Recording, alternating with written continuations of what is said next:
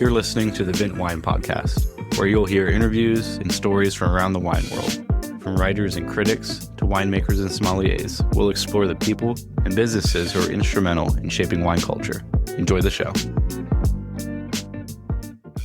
Hey everyone, and welcome back to another episode of the Vint Wine Podcast. I am your host, Billy Galenko, and today we are back with one of my all-time favorite guests, Peter Liem. This is his second time on the podcast, and he is one of my favorite people just because I've read his sherry book. I read his book on champagne. I actually have one of the Larmont maps that came with his book behind me.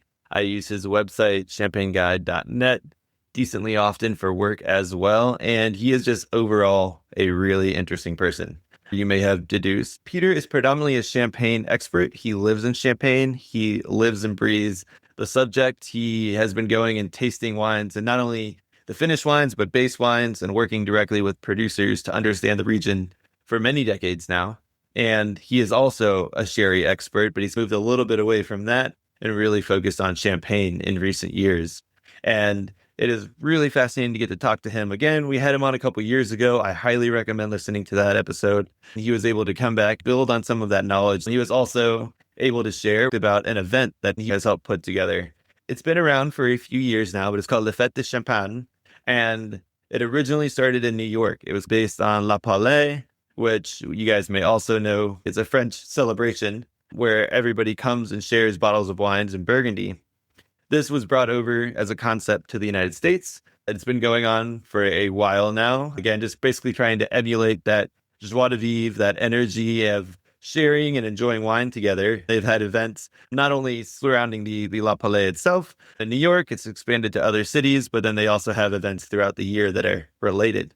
But as an offshoot of that was the Fête du Champagne. And that originally started, like I mentioned, in New York. And this year, it's actually in 3 cities. It's in New York, Chicago, and Los Angeles. Chicago was last weekend at the time of this release. New York will just be kicking off as you're listening to this. And then Los Angeles will be in November. I have been following this event for many years. I have been wanting to go to the event, but since it's been in New York, it hasn't really worked out for my schedule. So luckily this year, with the Los Angeles iteration coming here, I am going to go to at least one event. I'm trying to fit in 2. So if you will be going to any of these events, shoot me a message on Instagram and we can possibly say hello in person. I'm really excited. So these producers have to be invited to come. You can't just sign up. It's not just like a big Vin Expo where producers can come and reserve a booth. You have to be invited by Peter and the team, and they have very special events. So a lot of it is helping you experience champagne in a way that you may not be able to without going to Champagne itself. There's dinners with the winemakers where you get to taste back vintages, you get to taste wines with certain themes altogether, and you're really getting to taste bottles and gain knowledge that you would not be able to get unless you were really in the cellars in Champagne itself. They have not only super high quality, including back vintage champagne, they also have really top quality chefs that they partner with, and then they also have educational sessions outside of the evening events that are fascinating as well. And then on top of all of this, they have a grand tasting where you get to walk around and taste champagne from many of the top producers in the world. Again, all invited by Peter and the team. And he makes a distinct point that they're not only inviting the grand marques and they're not only inviting growers. It's a mix of producers that they deem are producing high quality champagne. It doesn't matter if you're small or large. If you're producing great champagne, you may get an invite. They may be at the event. So I am really excited to be attending this year. And Peter is able to share not only a lot about the producers that will be there this year and the types of events, but then he also is able to give us an update on Champagne as a region, how it continues to evolve in the last 20 years. He gave us insight on how he thinks that 2018 was really a turning point vintage in the region, and I'll let him explain a little bit more about that. It was fascinating to hear about where Champagne is going from an expert who has seen it evolve firsthand for many decades, and then also have the opportunity with the Fête du Champagne to go and experience some of these wines as well and meet Peter. He will be at one of the seminars, and I'm sure a number of the events here in Los Angeles in November, and then he will also be at the events in New York as well. So I hope everybody is as excited as I am to hear again from Peter Liem. He is one of my favorites. And now, without further ado, here is Peter Liem, champagne expert and author.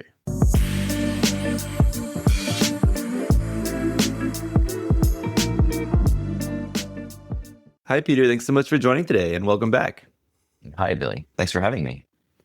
Yeah, I'm really excited to have you back on the podcast. I will say, since we've last spoken, I actually use your champagneguide.net a lot for work purposes. And I also love your book. And if you'll notice, I have one of the Larmont maps from your book right behind me. Yeah, so that's excellent. It's the only wine map I've convinced my wife to let me have up on the wall yet.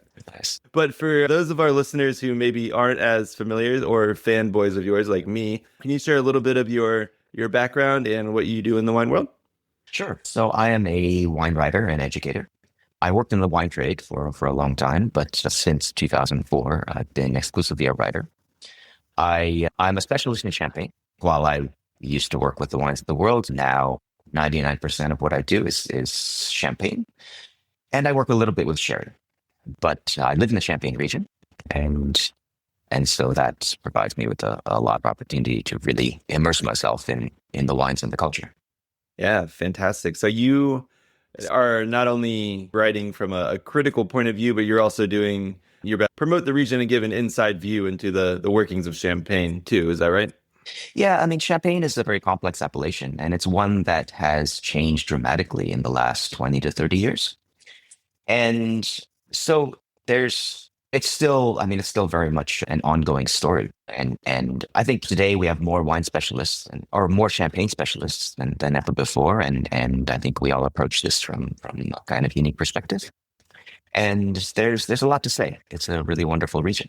Yeah, I was going to save a little bit of the Champagne overview for the end, but I kind of want to ask one or two of these questions now. Is like, what are some of the changes that you've seen maybe in the past 5 or 10 years specifically? I know there's been a ton over the past couple decades.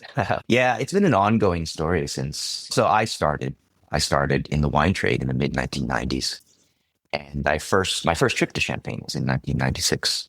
And I've been going every year since. And since the end of 2006, I've actually lived in Champagne. Yeah, so I've seen this evolution very much firsthand. And I always say that it really has its roots in us as a wine community finally accepting Champagne as a real wine. So when you treat Champagne as a real wine, you have to ask the same questions about it as you do any other wine, right? Questions about viticulture, about winemaking, about expression, about sense of place, whatever it is that you talk about with Burgundy or Barolo or Napa Valley or whatever. If you start asking these questions, which we didn't always used to, right, then Champagne has to answer one. And so it works both ways, right? Like from the producer side and from the consumer or professional side. And that's led to all of these things, like all the tangible things that we can see about Champagne, like the rise of grower estates, the sort of like lowering of dosage or like the emergence of non-dosé, low dosage champagnes, more focus on single terroirs, single cru or single vineyard champagnes, better viticulture, including organics and biodynamics, but not exclusively, not just that, but sustainability in general. But so all of these things are, I think, symptoms of a greater whole. And that's really very simply like we're treating Champagne as a real wine. I think it was on your first time you were on the podcast, you mentioned that, and I was like, in what sense, who doesn't consider it a wine? And it actually wasn't. I was at an event with something like, I guess it was a business event for one of my wife's activities here. And I was talking to somebody that I work in wine. They're like, oh, I love wine and I love Champagne. And I was like, well, see, there you go. Yeah. I was like, oh my God, people really do consider it two different things. And I was like, oh, that's considered wine, and went down a whole rabbit hole and their eyes glazed over and they didn't care. Sure. But no, I love that that's becoming more of a thing. And I think it really has. I mean, you see everywhere now Champagne being more often served in a white wine glass or maybe less often in a flute, which I think is great. People are letting it open up a little bit more. It doesn't have to just be like ice cold and fresh out the bottle. We're seeing that both on tables, but also in the winemaking. One question before we get to the topic that I really wanted to cover today, Dosage. Is it considered, or was it considered in the past, like passé or not as interesting to have a no dosage wine in the region? Or is that something that's like nobody's ever really cared about? And if you can make it cool, if not, that's fine. Yeah, dosage is a massive topic. And I think dosage is the single most misunderstood topic in Champagne. It's because it's sugar. we think of it as an additive. And so we think, okay, I don't put sugar in my coffee. I try and cook with as little sugar as possible. If I'm not putting sugar in my food, then why would I want it in my wine? But that's not really the way to think. That's not the proper way to think about it. But in my book, I talk about dosage being very much like salt. The function of salt in food is not necessarily just to make our food salty.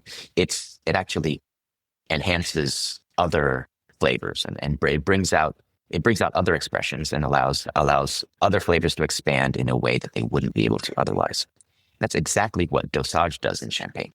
When you have a wine with a perfect dosage, that sugar seems to completely recede into the background. You don't even read it as sweetness anymore, but everything seems to come alive. Right? Everything opens up and the wine becomes much more expressive in every way.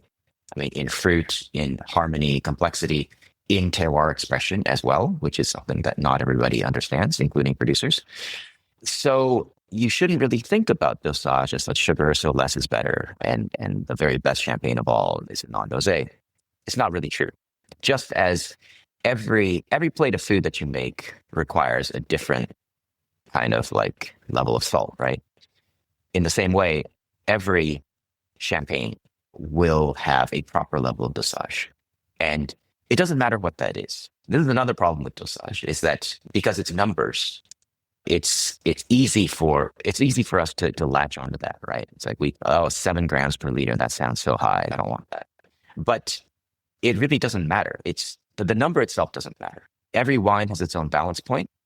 It could be 3, it could be 5, it could be 9, it could be 12, it could be 0. Doesn't matter. Like the number itself is irrelevant. But it's part of the winemaker's job to find that proper level of dosage, right? And honestly, as on the consumer end, I really encourage people to not even care, not even look at this information. I used to be a huge fan of putting dosage on the label. Now, not so much. It's not really the only thing about dosage that's relevant to a consumer is it underdosed? Is it overdosed, or is it properly dosed? That's it. The number itself makes absolutely no difference. We don't go to a restaurant and ask the chef, hey, how many milligrams of salt is in this dish? I think we just don't do that. But we know if a dish is undersalted, right? Yeah, for sure. So what has the perception been of the no dosage or no dosage wines as they've come on and been more and more possible with the climate the way it's been, or the warming? Well, a few things. One, I think winemaking has gotten better.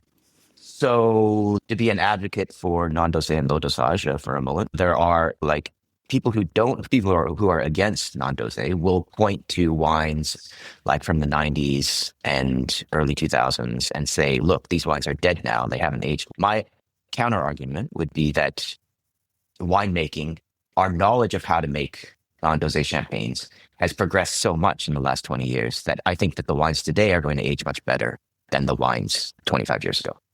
So there's that. But also, I think like with consumers and producers to some extent, we've fractured into several different camps where there is a sort of group of people who are very militantly against dosage, and this becomes like almost religious.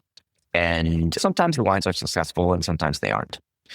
I think that there is very much this kind of cellar palate that like you on the producer side where you like what you're accustomed to. And so if they're constantly drinking these wines at 0 dosage, eventually like any kind of dosage is going to like taste sweet to them, right? And yet when you come at it from an outside perspective, then you see, well, yeah, these wines would really benefit from a drop or two of sugar. So I think that exists. I think that the very best producers in champagne, as always, I mean, they are very careful about dosage. They always do dosage trials. They'll take on a disgorgement, they'll carefully, like they'll take the same wine and bottle it with several different dosage levels and then taste them, often blind, to see where the proper dosage really, really lies. And that's a really important step. Even if your dosage ends up being the same. It's funny. So Vielmar, amazing champagne producer, right? Their dosage tends to be quite high as far as like modern champagne goes, right? It's like around 7, 8, between 5 and 8, which is unfashionable these days. But the thing is, they always do dosage trials. It always comes out the same. The wine shows, like oftentimes the wine really does show much, much better at 8 grams than it does at 5. And so I really admire them for taking the decision to say, I'm going to dose my wine properly. I don't care about fashion. I don't care about numbers are just numbers. But they take the time to do these trials. And even though it always turns out the same, they'll still do the trials. Yeah, no, that's very interesting. And that's great. I wonder if there'll ever be just like 1 year where all of a sudden it's just, nope, like 3 is the best instead of 8. It happens, and if that does happen, they're very open to changing it. They're super open minded about it, but the real key is to have no dogma. Yeah. It almost sounds like the natural wine movement in a way with the sulfur debates or other additive, or not additive necessarily, but other winemaking practices. Yeah. I think that we need to stop thinking of dosage as an additive and think about it just as part of the process. We don't really think about salt as an additive to our food. We completely take for granted that we're going to add salt, right? Yes. Yeah, I guess I was thinking of the natural wine side and like the dogmatic side. It seems like people have just taken camps and there's no room for discussion. That's more of what I meant. Great.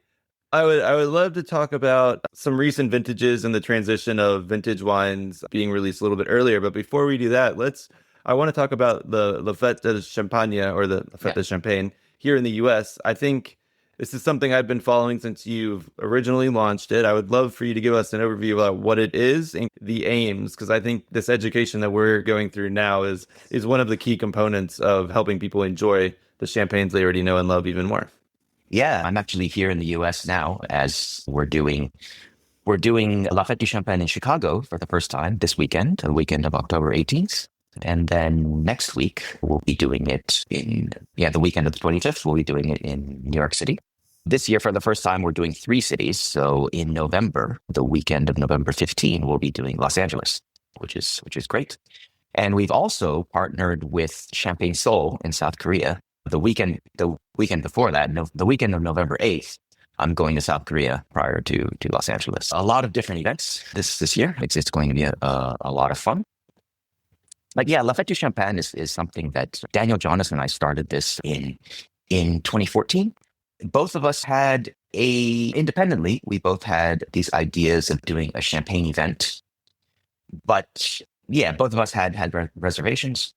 We started talking about it one day. We had been friends. We met in Burgundy in like the 90s. And we knew each other. And Daniel's been running La Polée de New York, which is the Burgundy event since 2001. And so we started talking about it, and so finally in 2014 we generated this event. Our idea was really to create a celebration of champagne that was a bit unlike anything else that had come before.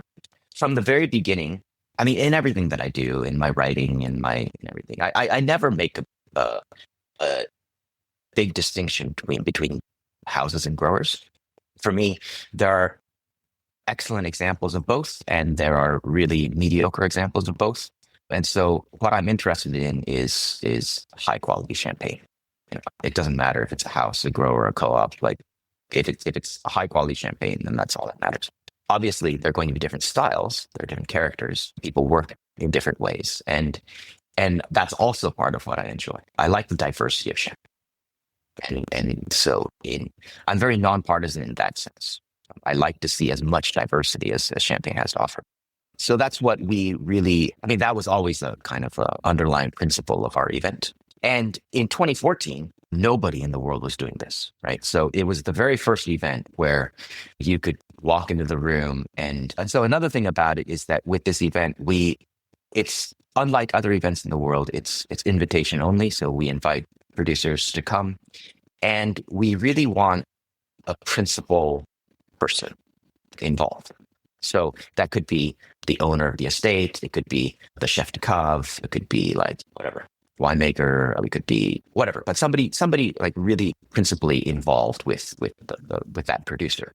So it was the first event in the world where you could come into the room and you see like Jean-Baptiste Lecaillon of Louis Roederer pouring Cristal next to Raphael Barèche, and then Richard Geoffroy is pouring Dom Perignon next to Alexander Charton.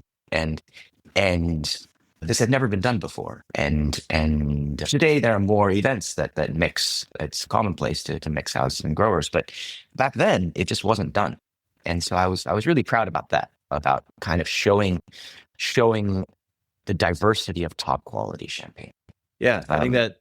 Yeah, I was just gonna jump in there and say, I think again, also people just bifurcating wine left and right. Like, I think that you've written into some connoisseurs who are almost militant in there. Like, I only drink grower, I only drink the Grand Marks as well. So I think that's really cool that you just combine them. Yeah, that was always very important for us. And the format is a bit like La Poule. There's a big grand tasting on the Saturday that's a walk around tasting with all the producers involved. And then that night there's a gala dinner where the producers bring special wines of their own, but also all the guests are encouraged to bring bottles from their own cellars to share. And people bring amazing things. I mean, I can't even remember how many amazing champagnes I've drunk from like the 50s and 60s, and even before. Just, I mean, people bring amazing things to the gala dinner. And then we do other dinners and lunches in the few days prior with more focus on particular producers or particular themes. And then we have a couple seminars. We do, it is intended to be an educational event. So that's very important for us.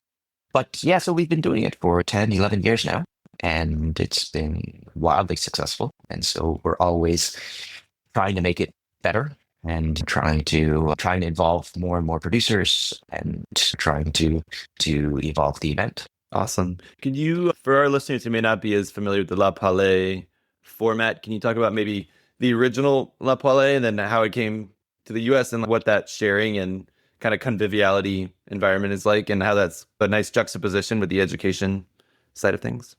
Yes. So La Poule de New York is based on an event in Burgundy, which is a similar idea of it's a big gathering. It's very much about conviviality, about sharing, about community. And so Daniel wanted to bring that spirit in New York. So when he initially created La Poule de New York, he invited all these top Burgundy producers to come and he created this very singular event in New York City. And we, I think, share these kind of ideals of conviviality, of sharing, of participating in community. They end up being very different events, La Fête and La Poule. But yeah, I mean, I think I love each of them for what they are. And even today, there are a lot more champagne events in the world. I still do think that ours is different. I'm not saying that it's better or worse than any others. It's just, but ours has a really unique atmosphere, and I'm proud of that. Yeah.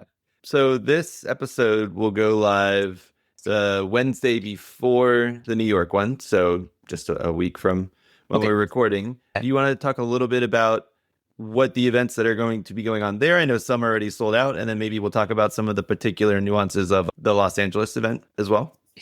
Yeah, we try and switch up events every year, and we try and feature different houses, different growers, and do different things. So this year, for the first time, we are doing 2 large events. So when I say large, I mean like our event has room for between 30 and 40 producers. And so typically that's what we've historically done. Yeah, so like the grand tasting, there'll be tables with about 40 producers. But this year, we're doing 2 big events, one in New York and one in Los Angeles. And so that allows us to essentially have twice the number of producers because the rosters are completely different. So it was a bit of a challenge to allocate like who goes where, but some people had preferences and whatever, that's fine. But both lineups are really fantastic this year. And yeah, whichever one you go to, it's going to be stunning. I think some of the highlights in New York, we're doing vertical tasting of rare champagne, which was formerly the tête cuvée of Hyper Heidsieck, but now it's its own brand. But verticals of rare are very rare, and because they just don't have a lot of bottles of the old vintages. So it's very generous of them to do an almost complete vertical for us at the Champagne. So that's something I'm really excited about. I mean, all of the events in New York are great, but another one that just I can think of off the top of my head, which is quite special, is Emmanuel Lacenne. He doesn't he doesn't travel very much. He rarely does events. He's come to La Fête du Champagne before, but he was willing to come this year. And so for the first time, we're doing a lunch with him. He's bringing 10 or 12 wines. He's really opening up his cellar, and he's such a fantastic grower, and he makes such stunning wines. And so I think for the first time, we're able to feature a really astounding lineup from him in New York, and that's really great. And in LA, we have similarly amazing things. We're doing this roadwear dinner, which is really special. When you think of roadwear, so many people think about Cristal, and of course, Cristal is one of the great wines of Champagne. To do a Cristal dinner would be amazing. When we've done that several times in the past, but this year I think it's even more interesting because it's what I think a lot of people don't know or forget is that roadwear's vintage wines are all very terroir focused. They're all estate fruit. None of them are negociant. They're all domain. And so we're doing sort of a terroir exploration. And with Jean-Baptiste Lecaillon really explaining how each of these cuvées express these places that they come from, and walking us through this whole range. He's pulling out older vintages. He's serving Cristal, of course, but that's going to be a really exciting dinner. And then for both of those two, I see on the Saturday in Los Angeles, as well as the Saturday in New York, in the morning, you'll have an educational, more of like a seminar session too, right? Yeah. So like I said, that's important for us, this educational aspect. So in recent years, we've been doing this kind of introductory seminar. It's not really Champagne 101, but we call it From Soil to Sip. So it's really walking through the Champagne process. We pick a couple of producers, like typically one grower in one house, to give different perspectives, and really talk about the Champagne process from the very beginning, from the vineyards all the way through harvest, through the winemaking process, and so it's like an overview of the Champagne process, but we can talk about really geeky things as well. And so that's been very successful. And then we also tend to do other seminars that focus maybe on specific terroirs or specific producers. Like this year, we're doing one with Bielkar Samon. They've revamped their Brut Reserve, their non-vintage Brut recently. And so it's really interesting to examine that and see the thought process behind these changes, things like that. We always try and make these events as educational as possible, but still making them fun. Yeah, no, that makes a lot of sense. And we had met you on a while back to talk about the wines of Bielkar, and he does just a great job. They're so thoughtful in the work they do. So I'm sure that'll be a great explanation and exploration as well. Yeah. In your years coming to the U.S., have you, I mean, obviously, judging by the fact that you have 3 events now rather than 1, have you seen not only enjoyment of Champagne or demand for Champagne rise, but also just curiosity and wanting to learn more about it as a whole, like as it's made? Or is it just, we just want to drink more, teach us more about who to drink? No, I think that definitely education about Champagne has really been on the rise among consumers. And people who come to La Fête du Champagne, I think they tend to be very educated consumers. They tend to be really serious about Champagne. And so I always get a kick out of that, because producers, especially producers who come for the first time, they're blown away by the clientele. They come in because they go to all sorts of events around the world, and they're explaining Champagne 101 to people who are just drinking Champagne as brands or whatever.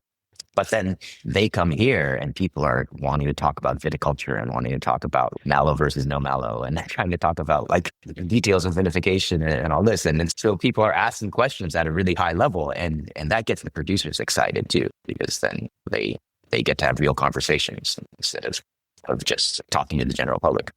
Yeah, I think we're definitely seeing a much more educated clientele, much more knowledgeable Champagne drinker.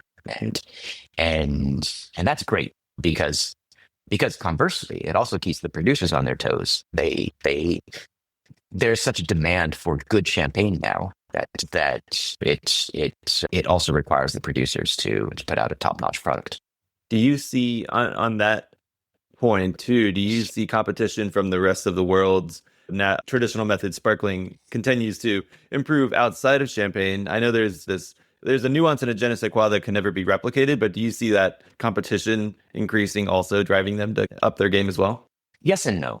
I mean, there's undoubtedly more great sparkling wine being made in the world today than ever before, right? It's I don't write about any other sparkling wines besides champagne, but whenever I travel, I'm always interested in tasting as much as possible, and there are many wines around the world that I like. But I mean, champagne already is very much in the minority of sparkling wine when it comes to quantity, right? It only represents like a small sliver of sparkling wine being made, but it does occupy the top rung when it comes to prestige, and I think for good reason. And I think champagne is still the finest and most complex sparkling wine in general. It's still the model against which most sparkling wines of the world are measured against, and I think that the good producers in champagne, they recognize that champagne, like any other great wine in the world, is a wine of terroir.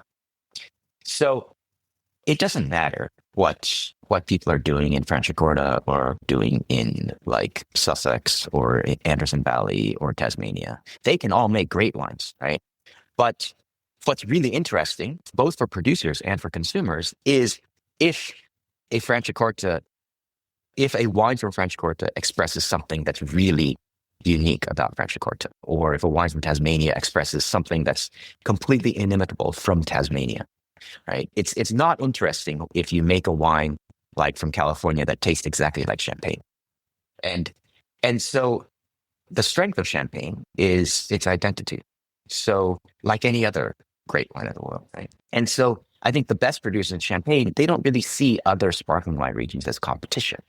It's not that, oh, I'm so much better than they are. That's not it at all. It's that I'm making something that's unique. And nobody else outside of champagne can make what I am making, right? And so I think that's what all great wines of the world strive for.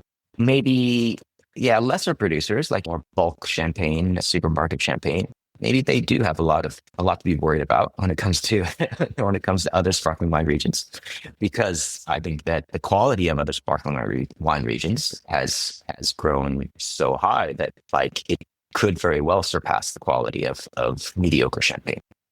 Yeah, that's interesting. I'm happy you threw Tasmania in there. It's after champagne, that would be my second favorite. Amazing wines, right? Yeah, yes, and unfortunately, very hard to get the best stuff here. Yeah.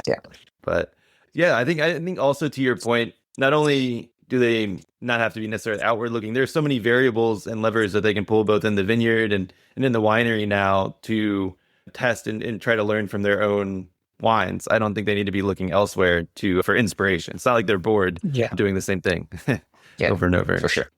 Yeah. On that note, can we talk a little bit about recent vintages? Maybe some of the vintages that are in current release, and maybe a few back vintages that are tasting or drinking right now. Yeah, I mean, so the past decade has been pretty astounding. I think looking at it from a very long range perspective, I think you have to say that the last decade is one of the best ever in champagne, in the history of champagne, or as the history of champagne as we know it. Many good vintages, some problematic vintages, and many vintages that are very different.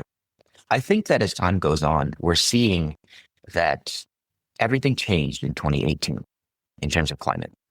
You can talk about the weather becoming steadily warmer and more extreme prior to that. So 17, 15, 2012 to some extent, going back to 2003. But in 2018, there was a really radical shift. And I'm pretty convinced that in the future, we're going to look back and talk about champagne vintages prior to, in terms of weather, in terms of climate, we'll talk about champagne vintages prior to 2018 and after 2018. It's that drastic. Wow. So I think now we're in a completely new era. Is that good or bad? I mean, I don't know. It just is. Like, we don't have a choice, so we deal with it. But so since 2018, we're seeing much more ripeness, higher sugar, higher alcohol, lower acidity. And that's not necessarily bad. I mean, we can still make good wines, and we can still make wines that have a certain elegance and finesse. but they're very different in character than they used to be. And I always think about, so when I was younger, I wrote a lot about German wines, and I've loved German wines, German Riesling all my life, especially traditional German Riesling. I mean, okay, today dry wines are in fashion, and that's great, but for me, one of my favorite styles historically was classical Mosel Cabernet. Mm. And the thing is that, like the Cabernet that I grew up on, like from the 70s and 80s, you can't even make that style of wine anymore. It's not even physically possible. Because today, when you harvest a Cabernet would have been Auslese or even Baron Auslese back in the 70s. The must weights are so high now, and we can still make Cabernet, right? It's just different than it used to be. And is it better than it used to be? Maybe, but it's not, but it's different, right? And so that's very much what's going on in Champagne, right? I think that it's just styles of wine are definitely changing or have already changed. And the wines are going to continue to be of exceptionally high quality, but just not the same. But having said that, it doesn't mean that, I don't know, I guess it still means that there's a huge diversity of vintages for people to buy, right? And there's so many good vintages on the market right now. The big ones, I think, that people think about are like 12 and 19, but I love 13. I almost like 13 better than 12, honestly. I love 14 just for drinking. Maybe the vintage that surprised me the most in recent times has been 16. Nobody really thought about 16 when it first came out, or even at harvest or whatever. And as time has gone on, the wines have been so good and drinking so well. And it's turned out to be really a delicious vintage. So I think the positive of climate change is that Champagne is much more consistent now than it used to be. So there aren't really bad vintages anymore in Champagne. People talk about 2021 as a bad vintage. I mean, if 2021 had happened in the 1970s, it would have been like exceptional. So there are plenty of good wines from 2021. There won't be a lot of vintage wines, but there are plenty of excellent wines. So right now, I think we're really spoiled as consumers. There's never been a better time to buy Champagne. And there's greater diversity, greater quality than ever before.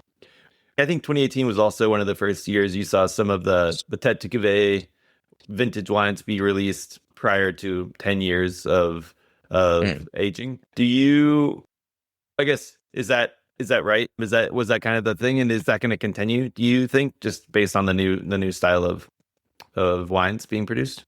I don't know. I mean, maybe. It's entirely possible. I think about, say, Cristal. So Cristal has always been released quite early for a prestige cuvée. A lot of prestige cuvées are stay on the lees for 8 or 10 or even more years. Cristal is usually released at 6 years of lees aging. And in the past, it was often criticized for that. But the thing is that I don't think it needs more lees aging.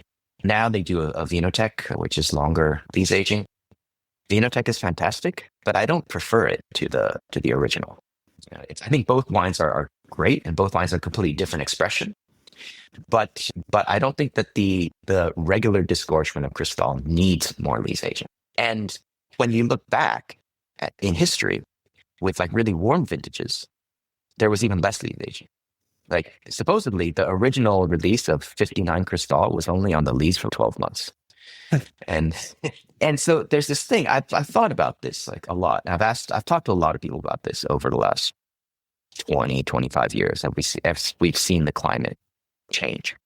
And I really get the sense that the warmer the weather and the riper your wine, the less lees aging it needs. So this is why the wine in like the 70s and 80s needed such long lees aging, is because the weather was cooler. Grapes were harvested at a much, much lower level of ripeness. Right? And so it needed that long lees aging to allow the wines to put themselves together. Today, with these really high ripeness levels, you actually don't need that. You look at modern styles of wine, right? Like Voie de Sorbet or Cédric Bouchard or Jérôme Prévost. I mean, these things, they're like 15 months on the lease. Like they're really short. And I definitely don't think that Cédric Bouchard needs any more lees aging, right? He needs aging in general. Like the wines always benefit from time, but not necessarily lees aging. Right? They benefit from aging after disgorgement. And I think that we might see this more and more with Champagne in general. where the time required on these becomes a little bit shorter. Depends on the style of wine, depends on the individual wine. It's but that is that is one possible effect of climate change. Interesting. And will in your, well, I guess there's two elements of lees aging that people look for. One is like obviously putting the wine together, making it complete and balanced and expressing properly. But then the other one, some people are just looking for that brioche, toasty, whatever the characteristics you may get from lees. Yeah. Is that coming through faster in these ones that are aging for less time or on the lees? Or is that something that may be a stylistic tool that people may pull in the future, but maybe we'll see less of? It's possibly stylistic, because I think today, like that kind of old school 1980s long lees aging, like really, really brioche or really chewy, tactile lees sensation, you don't see that so much in many wines. And I think that character is slowly going away, being replaced by something with maybe more fruit, more complexity of fruit, and more complexity of minerality. The flavor of lees is just the flavor of lees, right? It's like the flavor of oak. Mm-hmm. It's like a good wine producer doesn't put the wine in oak in like necessarily for oaky flavors. It's to do something else to the wine, right? It brings out other things in the wine. So lees is the same thing. Lees aging is the same thing. It completes the wine in many complex ways. But if a wine is really dominated by the flavors of lees, to the detriment of the other components, then that bothers me a bit. Yeah, that makes sense. As we're wrapping up here, I wanted to ask about a few available vintages, maybe starting at 2000 up, maybe 2 or 3 that you think are still really showing. I assume 2008 will probably be in the mix, but is there anything else that people might want to look for with a little bit more time on them already? Yeah, I mean, of course, 2008 and 2012 are kind of the big ones that everyone talks about, and for good reason, because they're both excellent vintages. I'm still a massive fan of 2004. I think that it's an extremely unusual vintage. We've never seen anything like it because the yields were extremely high, but the quality is exceptional, and the wines don't taste diluted at all. They just taste really good, and they're drinking really right now. Still quite youthful in many cases. 2002 has been controversial. There have been a lot of prominent people, not a lot, been a few prominent people who come out with hate for 2002. I really don't understand why. Every year I do a tasting of the vintage 20 years in the past. So this year I'm going to do 2005. Last year I did 2004. So in 2022, I did a really comprehensive tasting of like 80 of the best champagnes from 2002. And I was shocked at the overall quality. Like it was so consistent, and the wines were so good and still so fresh. And I thought there's no way that you could walk away from this tasting saying that 2002 is anything but a great vintage. Yeah, I mean, 2002 is getting to that age where, as with all old champagne or old wines in general, storage is an issue. So you want to know where that bottle's been. If that bottle's been improperly handled along any step of the way, then you're going to have a suboptimal experience. So there is that, because now I think it's old enough where it's properly an old vintage. But if you can find a good bottle of 2002, I mean, these things are drinking fantastically well. And also maybe a shift in style. Maybe 2002 was very different from the wines of the 90s in many ways. So vintages in the 90s are still drinking really well. They tend to be a little bit more mature and harder to find now, I suppose. But yeah, champagne ages really wonderfully, and it's a little bit underrated in that respect. We always think about drinking champagne young, and of course, champagne tastes delicious young, so it's hard to keep your hands off of it. But it's one of the world's great age-worthy wines. Oh, fantastic! I think that's a perfect place to leave our conversation today. Thanks so much for your time, Peter. Yeah, thank you, Billy.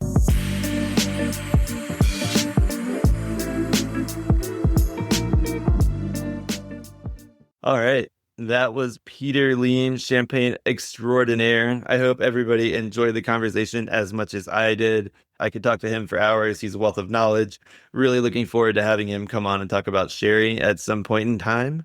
But for now, if you are listening and there's still tickets left, either check out the New York Fête du Champagne that'll be happening the weekend after this is released, or check out the Los Angeles Fête du Champagne, which will be happening in November. And for us here, that is our episode for this week. We'll be back with another 5 questions on Friday and another full episode next week. Cheers.